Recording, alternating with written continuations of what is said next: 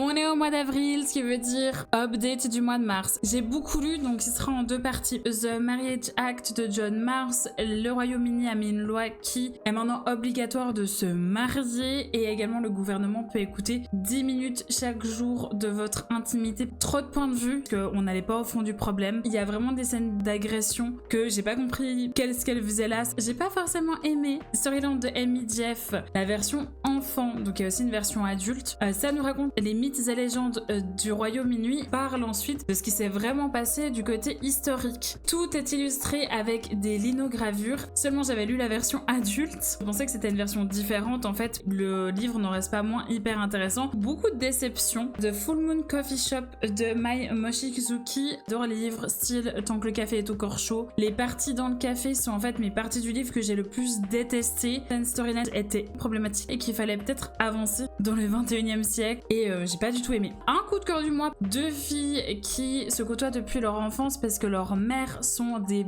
best friends.